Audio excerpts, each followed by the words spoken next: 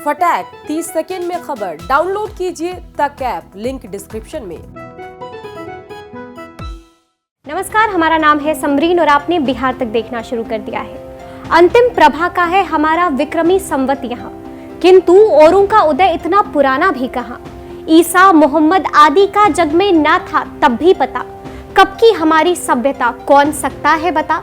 ये पंक्तियां हैं मैथिली शरण गुप्त की। राष्ट्रीय कवि मैथिली शरण गुप्त की ये कविता की पंक्तियां हमें अपने गौरवशील अतीत की याद दिलाती हैं और प्रेरित करती हैं कि हम जो देखने के आदी हो गए हैं, दरअसल ये और कुछ नहीं, इससे बस हम अपने अतीत की विस्मृत पर बैठे हैं। इसी अतीत का एक महत्वपूर्ण स्तंभ थे ऋषि बौधायन। जी हाँ, ऋषि बौधायन भारत के प्राचीन गणितज्ञ और सुलभ सूत्र तथा शौत्र सूत्र के रचयिता थे। गणित में एक विषय है जो छोटी कक्षा से बच्चों को पढ़ाया जाता है, लेकिन आप में से बहुत कम लोग जानते होंगे कि ये विषय यानी कि पाइथागोरस थ्योरम को आप बचपन से पढ़ते आ रहे हैं। उसकी शुरुआत कहाँ से हुई और किसने की, ये बहुत कम लोगों को पता होगा। शायद आप में से ज्यादातर लोगों का जवाब होगा कि इसकी शुरुआत पाइथागोरस ने की थी, लेकिन ये जवाब गलत है।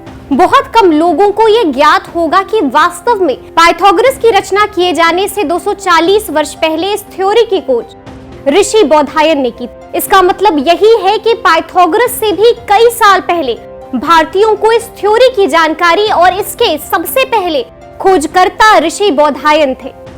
बौधायन धर्मशास्त्र, गणित एवं भाषा के महान ज्ञाता थे। उन्होंने 200 से अधिक ग्रंथों की रचना की है। इसमें वेदवृत्ति, वेदांत, रत्न मंजूष, धर्मसूत्र एवं गृह सूत्र प्रमुख हैं। अब आप सोच रहे होंगे कि आज हम उनका जिक्र क्यों कर रहे हैं। आज हम उनका जिक्र इसीलिए कर रहे हैं क्योंकि हाल ही में सीतामढ़ी के बाजपट्टी में उनकी जयंती मनाई गई, जिसमें शरीक होने के लिए और शिरकत करने के लिए मंत्री जीवेश मिश्रा भी पहुंचे हुए थे। इतनी बड़ी चीज भगवान बौधायन ने दिया मैथमेटिक्स को। रूट 2 का वर्गमूल भी भगवान बौधायन का दिया हुआ है, और भगवान बौधायन ने जो इन चीज़ों को दिया, वह आने वाला जो अभी मैथमेटिक्स चल रहा है उसको स्थापित करने में एक बड़ी भूमिका निभाया। ज्योतिष के क्षेत्र में उनके फॉर्मूले को आज भी याद किया जा रहा है। भगवान बौधायन वेद के सबसे बड़े ज्ञाता के रूप में स्थापित थे, और जो उन पर रिसर्च कर रहे हैं उनका तो कहना है कि वो यहाँ से लेके चाइना तक उस जमाने में उनका प्रभाव था। भगवान बौधायन की संपूर्ण आराधना कर लेने और इस पावन धरती के नमन मात्र से सारे रोग, दोष, दुख दूर हो जाएंगे। धन्य है मिथिला की ये पावन धरती जिस पर माता सीता का जन्म हुआ। स्वामी बौधायन जैसे ज्ञानी इस धरती पर पैदा हुए। ये बात मंत्री जीवेश मिश्रा ने कही जब उनसे पूछा गया कि बौधायन तो मैथमेटिशियन थे, तो फिर उनको भगवान मानकर उनकी आराधना क्यों हो रही है। तो इस पर उन्होंने क्या जवाब दिया, जरा वो भी सुनिए। गणितज्ञ की पूजा भगवान के रूप में की जा रही है, इसके संबंध आप क्या कहिए? केवल आप यही तो कंफ्यूजन है। ये केवल गणितज्ञ नहीं थे, ये ज्योतिषाचार्य भी थे, ये गणितज्ञ भी थे, वेद के ज्ञाता थे। तो ये वेद के ज्ञाता जब आप भी हो जाइएगा तो ये जो सनातनी लोग हैं आपको भी भगवान के रूप में पूजने लगेंगे।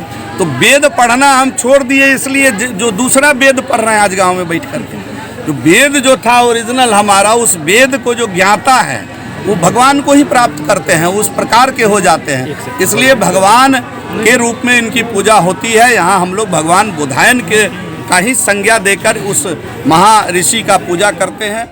इस मौके पर वहां पर मुख्य वक्ता दरभंगा इंजीनियरिंग कॉलेज के मैथ्स के प्रोफेसर अविनाश मिश्रा भी मौजूद थे, जिन्होंने साफ कहा कि गणित के क्षेत्र में महर्षि बौधायन ने जो कार्य किए हैं वो इतिहास के पन्नों में दबे हुए हैं। अनुसंधानों से ये स्पष्ट हुआ है कि जिस थ्योरम को दुनिया पाइथागोरस के नाम से जानती है, असल में वो महर्षि बौधायन ने दिया था।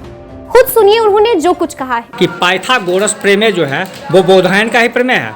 बौधायन का ही प्रमेय है और उनसे पहले इनका जन्म हुआ है। और बौधायन प्रमेय आयत के बता ही दिए हैं, जो आयत के विकर्ण जो होता है उसका जो वर्ग होता है वो बाकी लंब और आधार के वर्गों के योग के बराबर होता है।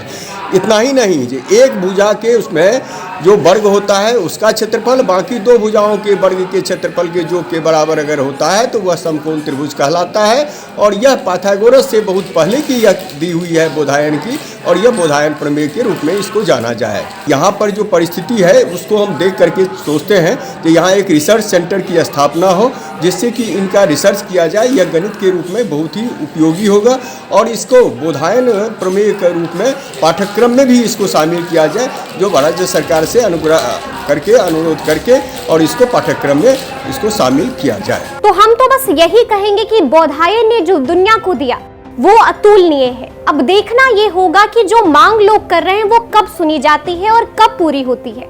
तो ऐसे तमाम अपडेट्स के लिए आप हमारे साथ बने रहें और बिहार तक देखते रहें।